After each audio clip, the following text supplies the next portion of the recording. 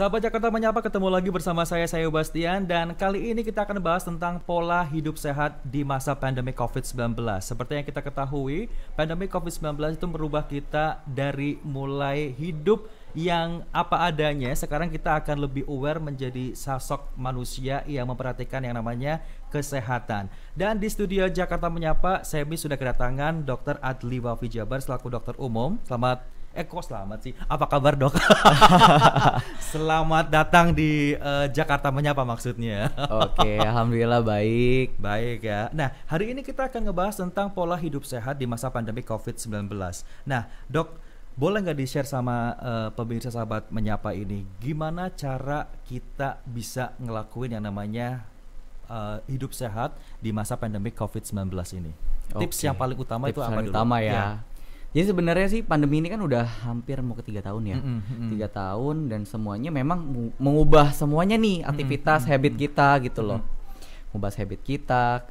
Yang pertama menurut saya adalah selain dari faktor nutrisi, itu diet yang benar-benar maksudnya diet di sini adalah nutrisi yang baik gitu, yang seimbang. Ada karbohidratnya, protein, lemak dan vitamin itu dan mineral itu semuanya seimbang. Itu ditambah lagi sama aktivitas fisik ataupun olahraga gitu. Aktivitas fisik di sini yang dimaksud adalah bukan aktivitas sehari-hari, misalnya menyapu, ngepel atau nyuci piring. Itu kan kadang-kadang orang-orang mikirnya gue udah nyuci nih 10 Berarti udah olahraga itu udah olahraga gitu kan. Itu ternyata salah. Padahal enggak, itu di luar dari itu gitu. Kalau dari Kemenkes itu kurang lebih minimal 30 sampai 45 menit per hari untuk aktivitas fisik. 40 menit badan kita digerakkan gitu ya. Boleh terserah sih. Kalau ini suka senam, ada yang suka mungkin lari, bersepeda, yaitu boleh aja gitu. Oke. Nah, itu bridging kita di sesi kali ini. Tapi mungkin sahabat Jakarta Menyapa ada yang belum mengenal, tuh kan sampai jatuh, belum mengenal Dokter Adli. Nah, boleh nggak kenalan dulu sama sahabat Jakarta Menyapa? Dokter Adli ini siapa sih sebenarnya? Boleh. Oke, halo ini jadi manggilnya nih ya. Iya, sahabat Jakarta Menyapa. Halo sahabat Jakarta Menyapa. Saya Adli Wafi Jabar. Kebetulan saya adalah dokter umum di salah satu klinik ya. Kemudian saat ini saya juga suka nih hobi ya untuk olahraga. Kemudian saat ini juga aktif di Palang Merah Indonesia sebagai relawan gitu.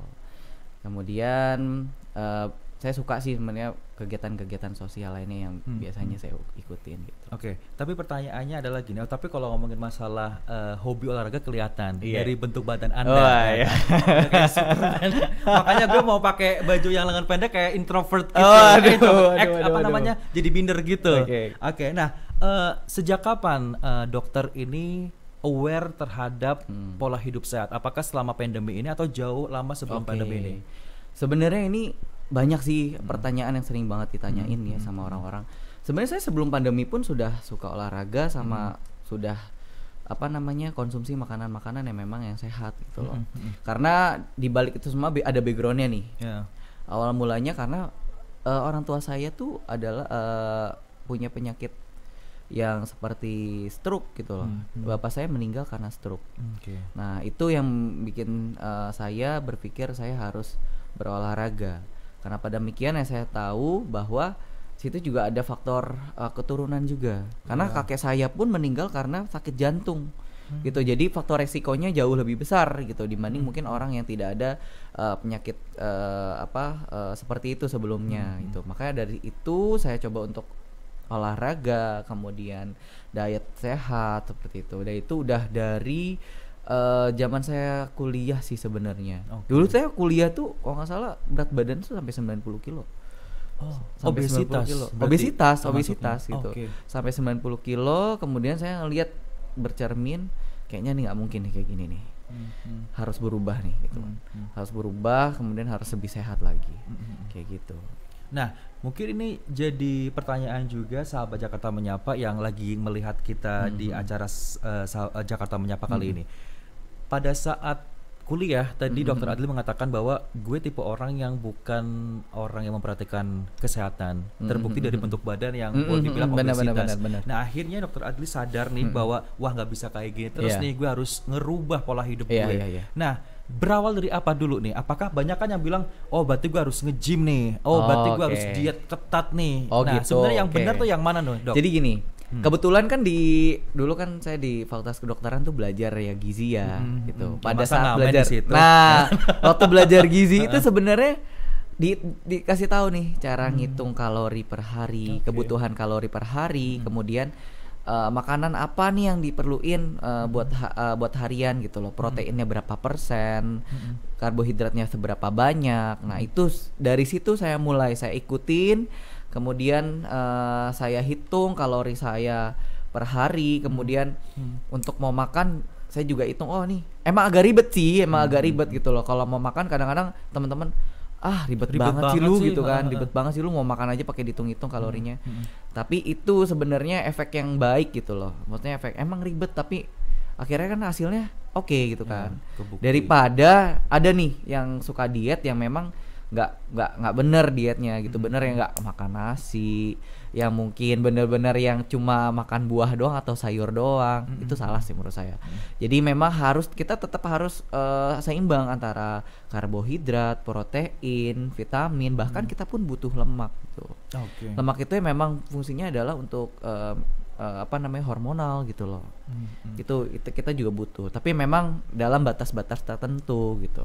Oke, pun kalau misalnya sahabat Jakarta Menyapa pengen diet itu juga harus atas rekomendasi dokter ya. Ya kalau bisa sih ya, mungkin gini ya. Sekarang ini kan udah maju nih di Play Store atau App Store itu ada banyak aplikasi ya. Sebenarnya itu bisa digunain karena saya juga dulu zaman-zamannya sudah ngikutin itu, karena kan kadang suka bingung nih berapa proteinnya, berapa persen, berapa gram ya proteinnya yang saya makan. Dari situ ada tuh aplikasinya yang mungkin kita tinggal tulis aja misalnya ayam bakar gitu, terus nanti keluar tuh proteinnya berapa gram, kemudian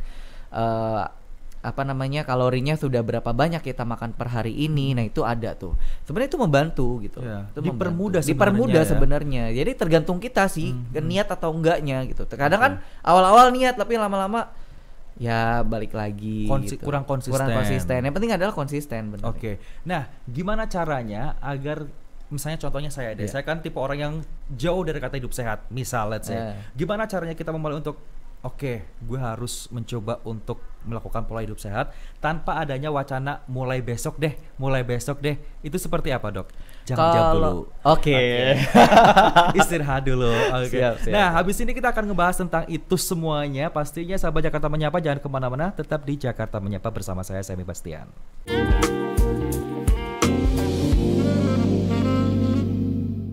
Sahabat Jakarta Menyapa masih bersama saya Semi Bastian dan bintang tamu kita hari ini Dr. Adli Wafi Jabar yang akan ngebahas tentang pola hidup sehat di masa pandemi COVID-19. Nah tadi yang belum terjawab pertanyaan ini Dok, gimana biar kita nggak punya mindset pola hidup sehat mulai besok tapi ternyata males. Step pertama yang mesti dilakukan itu apa Dok? Ini bercermin sama diri saya sendiri ya. Experience-nya Dr. Adli aja. Jadi kan saya udah bilang ya tadi, karena faktor resiko saya tinggi. Kadang saya berpikir, wah gimana nih kalau gue matinya tiba-tiba gue mati, atau tiba-tiba gue stroke, tiba-tiba gue serangan jantung. Itu mulu yang jadi pikiran. Overthinking ya. Iya, gue tuh orang yang overthinking sebenarnya. Terkadang itu yang jadi pikiran gue. Dan saat itu juga yang bikin gue harus berubah, nggak bakalan bisa begini nih. Gue harus konsisten, gue harus berubah, kayak gitu. Jadi itu sih sebenarnya yang based on true story yang bikin lo sebenarnya jadi wah gue harus ini nih jalan yang benar gitu. Jadi aware sama diri sendiri. Iya, aware sama diri sendiri. Jadi kalau misalnya sahabat Jakarta Menyapa ngerasa kayak aduh kok sekarang biasanya kayak gini, orang semakin bertambah umurnya jalan di mall sejam 2 jam aja udah kerasa nih kok sekarang capek banget ya. Nah itu tandanya sebenarnya alam nyuruh kita untuk coba deh lu pola hidup sehat, ya kan. Nah tadi kalau ngomongin masalah background pendidikan, tadi kan dokter mengatakan bahwa pada saat mengenyam pendidikan di kedokteran itu menghitung gizi dan sebagainya. Nah banyak mungkin sahabat Jakarta Menyapa yang mempertanyakan juga untuk masalah berat badan ideal. Oke. Nah, itu gimana cara menghitungnya? Karena kan banyak statement dari beberapa pihak yang mengatakan bahwa yang benar seperti ini, yang benar seperti itu. Nah, kalau dari dokter sendiri yang benar seperti apa, Dok? Sebenarnya ada namanya indeks massa tubuh atau IMT. IMT itu menghitungnya berat badan per tinggi badan kuadrat. Nah, kalau misal teman-teman semua nanti mau cari tahu nih, kira-kira aku termasuk kategori yang mana nih? Obesitas, normal, atau yang kurang. Itu bisa sekarang tuh bener-bener ya, sosial media kemudian aplikasi sekarang tuh udah maju banget, zamannya digital gitu loh. Jadi teman-teman semua sekarang ada juga aplikasi yang memang bisa mempermudah teman-teman semua buat itu menghitung gizi, kemudian mencari tahu sebenarnya tuh saya tuh di kategori mana sih, normal atau overweight atau obesitas 1 atau obesitas 2 itu ada tingkatannya. Jadi itu sih sebenarnya. Jadi yang tadi kalau misalnya secara manual sih memang agak sulit ya. Ada rumusnya namanya rumus Benedict. Nah, itu untuk ngitung kalori per hari gitu, per hari. Kemudian ada juga indeks massa tubuh atau IMT. Itu berat badan per tinggi badan kuadrat. Nanti setelah dihitung, nanti kita misalnya 20 atau 21. Kemudian dilihat nanti ada tabelnya nih. Dia antara normal, kemudian overweight, obes 1, obes 2. Itu ada. Sebenarnya sih dari aplikasi itu sudah bisa ngebantu gitu. Oke, tinggal kita katanya memasukkan tinggi badan kita berapa, ya, tinggi badan kita berapa, nah, terus akan keluar resultnya. Iya benar, keluar resultnya. Jadi lebih mudah kan pada saat ini. Sebenarnya udah nggak ada alasan lagi yang bilang susah ya, maksudnya buat diet gitu loh. Kemudian bilang mahal buat diet.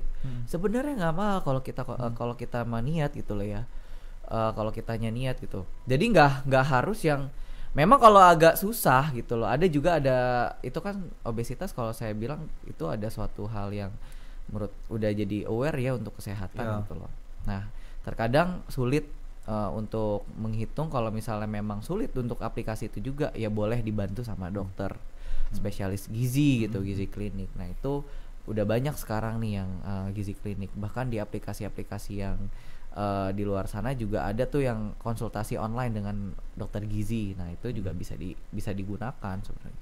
Oke, nah kita balik lagi ke tadi pola hidup sehat, bagaimana cara kita memulainya. Kita let's say kayak gue sebagai newbie misalnya pengen menjadi seseorang yang aware terhadap hidup sehat. Nah, yang tadi gue bilang di awal, kadang-kadang kan banyak orang yang belum tahu nih caranya seperti apa. Orang awam mungkin akan gue pengen menurunkan berat badan dengan cara misalnya sehari pagi gue harus lari ekstra 5 jam misalnya gitu, terus mengurangi makanan lemak itu se-ekstrim mungkin. Nah, kita ngomongin masalah olahraganya dulu nih, Dok. Nah, sebenarnya prinsip olahraga yang baik dan juga benar itu yang seperti apa? Jadi gini, untuk prinsip olahraga yang baik dan benar adalah ada beberapa yang harus kita perhatikan. Di antaranya pertama dari intensitas. Intensitasnya itu ada namanya intensitas sedang dan intensitas berat. Kalau intensitas sedang adalah intensitas kalau misal kita sedang olahraga, itu kalau kita diajak ngomong tuh masih bisa menjawab walaupun terengah-engah. Tapi kalau misalnya yang berat itu sama sekali tidak bisa menjawab. Nah, itu yang intensitas berat. Yang direkomendasikan itu adalah yang intensitas sedang gitu. Nah, kemudian kita balik lagi ke frekuensi. Frekuensi di sini adalah hitungan berapa kali dalam seminggu. Kalau dihitung tuh 3 sampai 4 kali minimal untuk olahraga gitu. Kemudian ada waktu. Waktu itu adalah durasi olahraga. Itu bisa 30 sampai 45 menit per sekali olahraga gitu. Kemudian sama jenis olahraganya. Nah, jenis olahraga tuh ada 2. Ada yang aerob sama anaerob. Gitu. Ada yang mungkin lebih suka berlari, kemudian ada juga yang angkat beban. Nah, itu berbeda memang gitu. Dan itu tergantung teman-teman semua, sahabat Jakarta Menyapa yang memang lebih prefer kemana nih olahraga gitu. Boleh berlari, boleh bersepeda, boleh mungkin mengangkat beban. Karena saya sih sebenarnya seimbang nih antara 2 itu. Kadang saya juga angkat beban dan terkadang saya juga suka lari ataupun renang gitu. Nah ini masalah olahraga juga nih. Gym atau fitness adalah salah satu part of olahraga juga, Dok. Nah, seperti yang kita ketahui juga nih, kalau misalnya sahabat Jakarta Menyapa melihat looknya Dokter Adli nih, ini gue yakin banget pasti dia adalah penunggu atau penghuni gym. Bener banget. Kan banyak orang di luar sana yang pengen tubuhnya atletnya seperti dokter nih, bener, pengen bener. kotak-kotak, pengen bicepnya jadi Iya, gitu iya. kan. Tapi banyak juga di antara mereka yang nggak tahu nih polanya seperti apa. Oke, Boleh nggak di-share sama Oke, sahabat Jakarta boleh Menyapa tipsnya Oke. untuk newbie yang pengen nge-gym? Jadi gini sih, kalau untuk tips newbie ya, kalau waktu awal saya nge-gym pasti bingung nih kalau udah ke tempat gym, ini gimana ya cara pakai alatnya? Ya. Pertama sebenarnya sih kita mungkin ada kan temen yang memang sebelumnya udah pernah di gym, Ya. itu boleh lo diajak gitu loh, atau boleh Bertanya-tanya juga bertanya ya. sama teman yang memang sudah terlebih dahulu terjun di dunia gym. Pertama itu, kedua atau boleh teman-teman semua buka YouTube. Saya juga masih sering kok kadang-kadang ngelihat apakah benar nggak ya gerakannya, itu kan kadang-kadang di YouTube tuh ada dan itu bisa kita contoh gitu loh, gitu. Jadi itu yang newbie untuk cara gerakan dan olahraganya. Dan yang paling penting adalah kalau nge-gym untuk membentuk suatu otot itu adalah protein. Jadi hitungan proteinnya itu 1,5 sampai 2 gram per kilogram berat badan. Oke. Gitu. Jadi hitung aja misalnya berat badan 60 kilo, misalnya kita hitung 2 gram nih, berarti kita 120 gram protein per hari. Itu kebutuhannya. Jadi boleh teman-teman semua makan proteinnya, boleh dari telur, boleh dari ikan, ayam gitu. Yang penting adalah segitu, minimal 1,5 sampai 2 gitu, rentang 1,5 sampai 2 gram per kilogram berat badan. Oke, nah mungkin sahabat Jakarta Menyapa juga akan melihat tutorial bagaimana Dokter Adli Padang nge-gym nanti bisa dikirim ke TVRI DKI Boleh Jakarta banget, ya, biar boleh banget. teman-teman sahabat Jakarta Menyapa juga Boleh mengetahui banget, kira-kira seperti apa sih cara istilahnya memegang alat Memegang alat gimnastian gym, itu ya. seperti apa. Oke, nah habis ini kita akan ngebahas tentang masalah diet yang Ya, banyak banget mungkin sahabat Jakarta Menyapa melakukan hal ini tapi ternyata salah kaprah. Ya. Oke, tapi jangan kemana-mana, tetap di Jakarta Menyapa.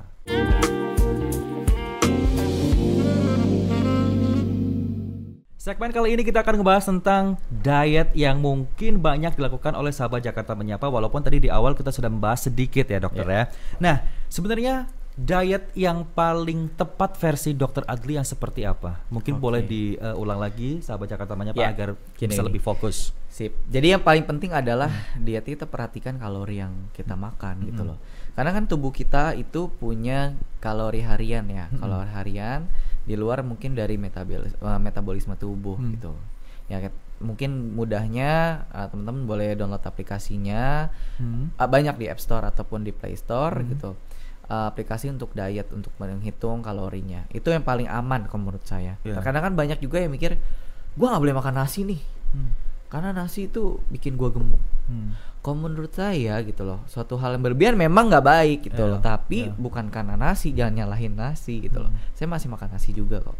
Jadi yang paling penting adalah karbohidratnya mungkin berapa banyak gitu. Jangan, bukan berarti bener-bener plek nggak makan nasi, karena kan tubuh kita juga butuh kalori, butuh karbohidrat. Nah, karbohidrat itu kita diubah menjadi gula, yang gula itu akan diubah menjadi energi, gitu. Nah, itu emang harus diperhatikan juga nih kayak gitu.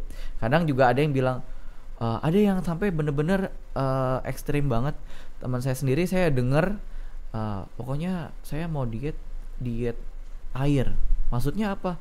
Iya, jadi saya harus harus minum air aja. Jadi kita nggak makan apa-apa. Jadi makannya sayuran aja sama buah. Nah, itu juga hati-hati. Nah, itu sebenarnya bagus nggak tuh? Nggak bagus. Jadi maksudnya kan tetap ya tubuh kita tuh butuh ya. Pokoknya segala sesuatu hidup kita kan harus seimbang ya. Ada karbohidratnya, ada protein, ada lemak, vitamin dan mineral. Semuanya harus tercukupi. Kalau misalnya nggak tercukupi salah satu, itu bahaya gitu. Malah justru akan menjadi penyakit buat kita. Gitu. Mungkin teman-teman yang ngerasa tapi gue cocok kok diet seperti itu, mungkin sekarang apakah nanti akan ada efek jangka panjangnya? Ya, pasti. Sebenarnya sih ya bisa, mungkin kalau misalnya dilihat ya, ada yang mungkin sampai yang hipokalemi, ada yang namanya hipokalemi karena memang dia mengkonsumsi obat-obatan yang katanya buat diet yang bisa mengklaim itu bisa menurunkan berat badan. Itu hati-hati, karena kan banyakan obat-obat itu sifatnya ada diuresis. Diuresis maksudnya adalah mengeluarkan seluruh air dalam tubuh. Memang setelah minum itu kalau nimbang itu memang berat badan turun. Tapi apa yang turun? Air gitu, cairan di dalam tubuh yang turun. Nah itu yang harus hati-hati. Itu bisa gangguan elektrolit, bisa dehidrasi. Nah itu harus hati-hati gitu loh. Kadang dehidrasi itu selain membuat kita lemas, keluhannya lemas, itu bisa sampai yang benar-benar tiba-tiba tidak sadarkan diri. Ataupun kondisi yang dimana namanya hipoglikemi, yang dimana kadar gula darah dalam tubuh itu rendah. Itu juga bisa tidak sadarkan diri. Jadi harus hati-hati. Jadi diet itu bukan berarti tidak makan sama sekali. Jadi tetap harus diperhatikan kalori yang masuk dari protein, karbohidrat, protein, kemudian mineral dan vitamin gitu. Oke, jadi ini semoga terjawab semuanya, sahabat Jakarta Menyapa yang mungkin di rumah punya unek-unek tentang masalah berat badannya yang dari mungkin big size pengen menjadi ideal, ya tetap melakukan olahraga, benar. Olahraganya pun bertahap ya dok, bertahap, ya, jangan benar. langsung yang jangan berat langsung ya. berat gitu. Jadi kan memang tadi dibilang ya, jadi intensitas yang mungkin ringan dulu deh, ringan dulu baru pertama kali ya. Mungkin badan kita ketika pertama kali kerja, kayak saya pertama kali nge-gym itu rasanya pegel dan sakit gitu. Tapi ya itu adalah proses adaptasi otot gitu loh. Memang kan otot itu dia sel otot itu akan terpecah gitu, akan terbentuk lagi gitu, dan itu yang akan menjadi menebal si ototnya itu. Jadi namanya kita sebut juga hipertrofi gitu. Makanya dan itu memang prosesnya itu bukan instan, jadi harus bertahap. Gitu. Segala sesuatu yang instan kan memang nggak baik. Oke, termasuk salah satunya banyak yang mungkin sahabat Jakarta Menyapa pengen melakukan bentuk tubuh yang ideal, terus melakukan pembelian obat-obat diet yang katanya testimoni dari artis-artis dan sebagainya ya kan. Termasuk saya kemakan juga promo dari obat langsing itu. Iya, apalagi kalau misalnya obat itu nggak BPOM. Nah, wah, ini yang paling penting. Bahaya. Kita nggak pernah tahu tuh isinya apa. Nah, ya kan? Yang kita konsumsi ternyata nantinya banyak loh. Di waktu saya di rumah sakit, saya di IGD ya. Jadi banyak yang memang tiba-tiba pas dicek kaliumnya rendah gitu loh. Soalnya kita tanya-tanya, kok bisa ya gitu kan? Iya, saya tuh habis konsumsi obat ini dok. Ternyata adalah dia klaimnya adalah obat diet katanya. Nah itu harus hati-hati sih. Oke, jadi gimana caranya kita menentukan obat ini terdaftar di BPOM atau enggak dok? Apakah cuman ada di pembungkusnya terdaftar di BPOM atau gimana? Ya, untuk saat ini kalau nggak salah BPOM itu udah punya lebih mudah ya untuk mengakses itu semua. Sebenarnya ada di websitenya ya. Jadi tinggal masukkan aja nama produknya, itu biasanya ada nomornya. Gitu, dan itu memang harus hati-hati yang kayak gitu loh. Jadi ada beberapa obat yang memang tidak di-approve sama BPOM karena memang membahayakan gitu. Wow. Nah, semoga sekali lagi terjawab. Apalagi kalau misalnya sahabat Jakarta Menyapa sekarang lagi melaksanakan, lagi menyaksikan kita berdua dan punya pertanyaan yang kebetulan pas banget yang saya tanyakan ke Dr. Adli. Nah, berikutnya tadi di awal Dr. Adli sempat mengatakan bahwa menjadi koordinator nasional relawan PMI. Iya. Jadi selain pemerhati kesehatan, ternyata Dr. Adli juga punya advokasi yang sangat luar biasa. Gimana ceritanya dok? Jadi gini sih, kalau masalah Palang Merah, karena kan memang saya tuh aktif di Palang Merah Indonesia udah dari 2010 sejak saya SMA. Dulu waktu SMA saya terpilih menjadi istilahnya kalau dulu namanya presiden remaja. Dulu namanya kalau di PMR tuh namanya presiden remaja. Itu semacam koordinator nasionalnya PMR tingkat nasional gitu loh. Jadi representatif anak PMR untuk di ajang internasional. Dan mereka kalau di internasional tuh ada youth committee. Jadi di situ kita perwakilan beberapa negara kumpul untuk membahas suatu masalah atau isu-isu global yang sedang happening gitu. Memang tujuannya adalah untuk kemajuan bersama dan mempunyai efek untuk lingkungan juga. Nah, pada saat itu pada 2010. Nah, kemarin terakhir Desember 2021, alhamdulillah saya terpilih menjadi koordinator nasional Palang Merah Indonesia. Memang tugasnya itu selain menjadi penyampai aspirasi para relawan untuk di PMI, pengurus pusat PMI. Nah, kita juga bisa menjadi wadah untuk diskusi masalah-masalah isu-isu global yang memang sedang happening, contohnya climate change, kemudian COVID-19 gitu. Dan baru 2 minggu yang lalu saya juga ikut international meeting di Asia Pasifik Jadi itu kita ngebahas masalah climate change, masalah bagaimana cara kita memberdayakan remaja untuk menjadi relawan gitu. Seperti itu. Terus kita juga cukup harus membagah hati ya. Jadi Indonesia itu menjadi guest speaker untuk COVID-19 karena di PMI itu punya program untuk disinfektan di wilayah daerah-daerah seperti atau gedung-gedung yang seperti tempat ibadah, sekolah. Itu menggunakan ekoenzim gitu. Ekoenzim ini dibuat dari bahan-bahan kayak sayur-sayuran, buah-buahan, itu diolah untuk menjadi bahan untuk disinfektan. Gitu. Dan itu menjadi suatu perhatian dunia gitu di Asia Pasifik pada saat itu. Jadi mereka mulai contoh kita gitu. Oke. Nah, setelah ini kita akan masih ngebahas tentang Koordinator Nasional Relawan PMI. Kira-kira selain itu program kerjanya apa saja selain itu? Nah, tapi sabar dong. Kita akan iklan dulu. Jadi jangan kemana-mana, sahabat Jakarta Menyapa. Kita akan kembali setelah yang satu ini.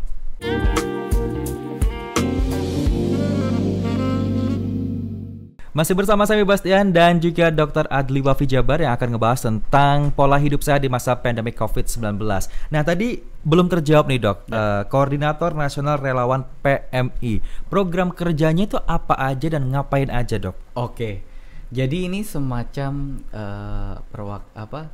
perwakilan ya, perwakilan relawan di Indonesia buat ke internasional. Dan selain itu juga jadi ada tugas yang di nasionalnya dan ada juga tugas yang di internasionalnya. Kalau di nasionalnya kita bagaimana menyampaikan aspirasi para relawan untuk bisa karena kan gini, relawan di PMI itu sekarang sudah bisa mengambil suatu kebijakan.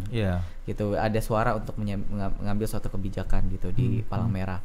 Nah, itulah fungsi saya di situ. Jadi menyalurkan aspirasi gitu menyampaikan aspirasi pada saat itu. Nah, kemudian kalau untuk yang internasional, jadi bahkan setiap tiga bulan kemudian itu ada pertemuan internasional gitu. Pertemuan internasional ini memang kita ngebahas masalah isu-isu global gitu, isu-isu global yang memang sedang happening, yang memang harusnya gimana nih sebagai anak muda kita harus gimana gitu loh. Sebagai muda kita harus act seperti apa. Jadi kan memang kalau di internasional ada yang kita membuat suatu kegiatan yang kecil di bagian di lokal, tapi efeknya nanti ke global. Gitu, efeknya ke global.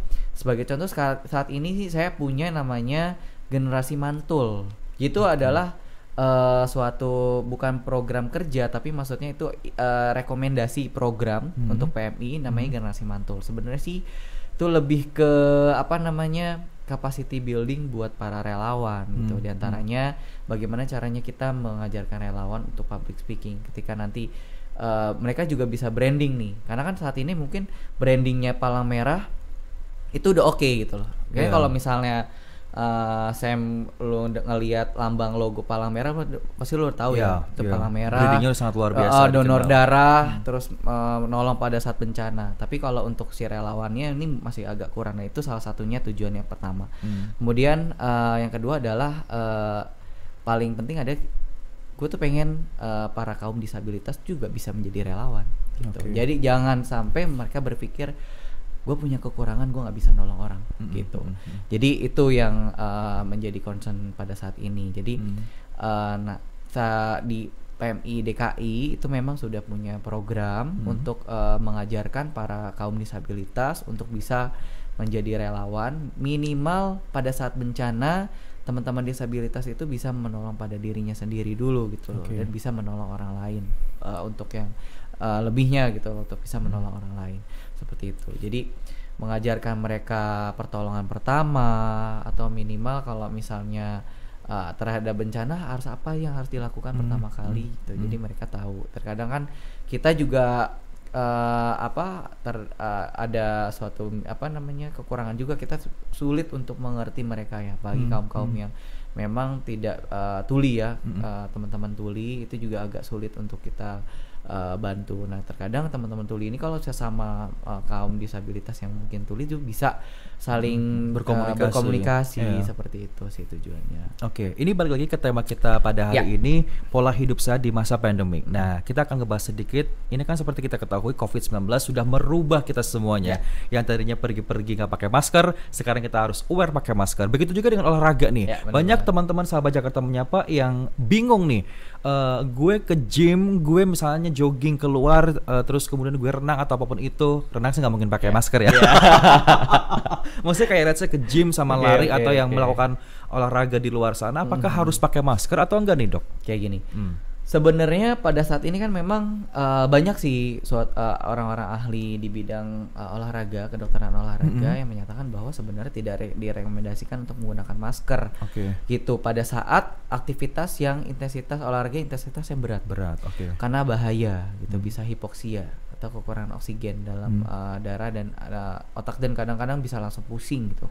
Kalau udah pusing, nah itu udah tanda-tanda mungkin hipoksia pada saat olahraga. Kalau saya pusing di tanggal tua. Oh iya, benar, sama berarti kita ya. Oke, lanjut. Jadi gini, yang paling penting adalah jaga jarak sih. Jaga jarak. Kadang kan kalau di tempat gym juga suka ya. Kalau saya nih ya, cari waktu yang dimana tempat gym itu sepi. Biasanya tuh pagi hari tuh sepi tuh. Pagi hari sepi atau pagi menjelang siang tuh sepi. Saya pada saat itu di situ. Nah, memang jarak yang pertama jaga jarak, kemudian jangan lupa untuk cuci tangan karena kan kita nggak tahu ya virusnya itu mungkin menempel di benda tertentu yang misalnya kita pegang, kemudian bisa terinfeksi sama kita. Dan jangan lupa yang penting ada cuci tangan dan jaga jarak. Kalau untuk masker, mungkinan teman-teman kalau misalnya yang aktivitasnya berat, intensitas yang berat, sedang sampai berat, itu kalau bisa mungkin jangan menggunakan masker dulu. Atau berlari tuh kayaknya saya tidak merekomendasikan untuk memakai masker karena kan mungkin bisa hipoksia, itu bahaya. Oke, jadi ingat teman-teman sahabat Jakarta Menyapa, kalau misalnya kalian teman-teman pemirsa lagi melakukan aktivitas apalagi yang berat, tidak disarankan untuk memakai masker ya, tapi tetap mematuhi protokol kesehatan yang lain. Benar. Jaga jarak. Terus kemudian ini yang paling penting banget nih di warning, kalau misalnya teman-teman nge-gym kan pegangnya tadi dokter bilang pegang ini itu. Pada saat pegang ini itu jangan sampai megang muka juga ya. Iya, bagian-bagian ya kan? Wajah, muka, hidung. Nah, itu memang hati-hati ya pokoknya.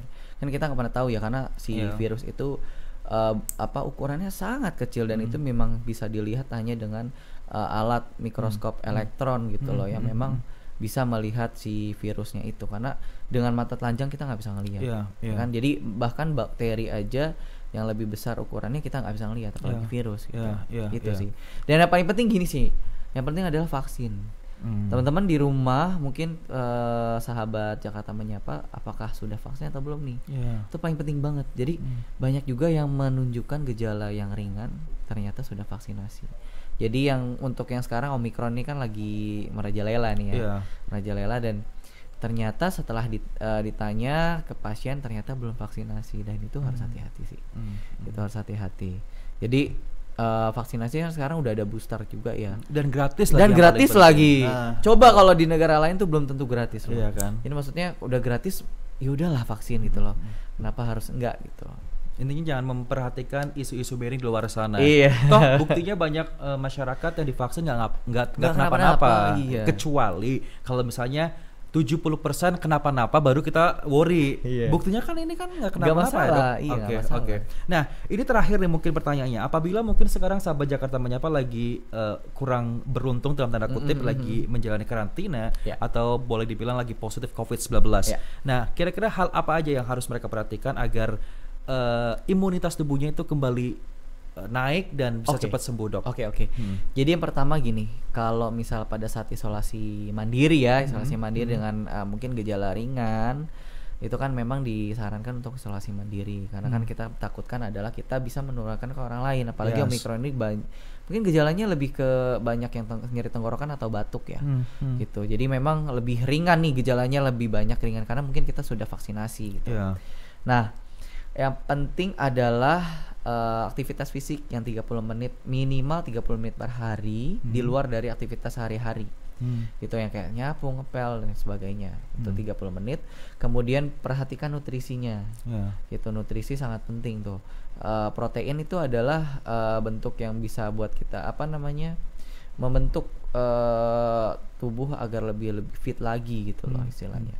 Kemudian yang paling penting lagi adalah kalau misalnya tahu kita positif ya jangan sampai yang kita bisa mengeluarkan yang lain, kita harus sadar diri juga gitu loh. Jangan egois. Iya, jangan egois, jangan mentang-mentang. Karena kita kan terkadang kan ada loh yang benar-benar positif bandel, tapi ternyata bandel keluar, kemudian bahkan ke mall. Ya kan ngeri ya. Mungkin di Peduli Lindunginya mungkin belum terblok gitu ya, sehingga masih bisa masuk. Itu hati-hati ya, kasihan, maksudnya kasihan orang lain, kasihan keluarga kita gitu loh kalau sampai tertular gitu. Oke, at least kalau misalnya kita ngerasa kayak punya gejala-gejala, let's say kayak Omicron atau Delta atau Alpha apapun itu, ya di rumah dulu aja. Ya, boleh. After kalau misalnya kita ngerasa udah sehat banget, baru kita bisa keluar gitu ya dok ya. Iya benar. Dan yang paling penting nih, minimal ya kalau misalnya kita benar-benar positif dan merasa nggak enak badan, boleh di swab karena kan sekarang swab ini udah ada swab mandiri ya. Iya, dan udah bisa mandi, udah bisa sendiri gitu. Di mana aja sekarang udah banyak nih tempat swab, dan kalau menurut saya sih harganya udah nggak terlalu mahal seperti dulu. Bahkan dulu tuh sampai 1 jutaan loh. Iya, dulu kan 900-an lebih ya. Sekarang tuh udah 200-an ribu gitu. Maksudnya bisalah dilakukan swab PCR gitu loh, untuk memastikan apakah kita aman atau tidak. Dan yang paling penting kalau misalnya kita sudah positif, alat yang mungkin kita harus punya adalah oximeter. Ya, oximeter. Jadi terkadang kan kita nggak pernah tahu nih, mungkin gejala kita ada yang namanya happy hypoxia tuh. Dulu tuh pas zamannya Delta itu sangat ini banget nih, gejalanya sangat muncul banget. Jadi pasien-pasien yang biasanya dibilangnya nggak sesek, enggak kok nggak sesek, tapi pas dicek dengan oximeter, itu oximeter adalah parameter untuk mengukur kadar oksigen dalam darah. Gitu. Jadi kalau misalnya bahkan waktu ya pas Delta itu ternyata katanya nggak sesek, ternyata saturasinya 80. Itu hati-hati gitu, karena terkadang-kadang bisa sudden death, tiba-tiba meninggal. Makanya itu yang harus hati-hati. Jadi kalau misalnya memang teman-teman semua isolasi mandiri, harus tetap mengabarkan entah keluarganya, entah nanti petugas puskesmas. Biasanya petugas puskesmas pun itu akan memfollow up. Di DKI apalagi ya, di DKI itu udah cukup baik, akan memfollow up per harinya pasien-pasien yang memang lagi isolasi mandiri. Gimana untuk kondisi saat ini, apakah gejalanya berkurang gitu. Jadi kalau misalnya teman-teman udah merasa tidak enak, misalnya ada sesek, segeralah datang ke rumah sakit. Mungkin perlu untuk perawatan lebih intensif. Gitu. Wow. Sekali lagi terima kasih Dokter Adli sudah mampir di Jakarta Menyapa. Luar biasa banget insight-insightnya dan daging semua loh. Jadi ini nggak kebanyakan daging yang negatif nih, tapi kebanyakan daging yang positif insightnya nih. Jadi sekali lagi sahabat Jakarta Menyapa, yang perlu diketahui adalah yang pertama, kalau misalnya sahabat Jakarta Menyapa ngerasa ada gejala-gejala tertentu, boleh cek mandiri. Tapi kalau misalnya udah ngerasa ini kok kayaknya nggak sembuh-sembuh nih, boleh terdekat dulu deh menghubungi puskesmas ya dok ya, puskesmas agar bisa langsung ditangani. Sekali lagi terima kasih Dokter Adli, ditunggu karya-karyanya di PMI yang tadi ya kan. Semoga bisa membanggakan Indonesia lagi. Dan sekarang waktunya saya Bastian pamit dari Jakarta Menyapa, sampai ketemu di Jakarta Menyapa episode berikutnya, dan bye-bye.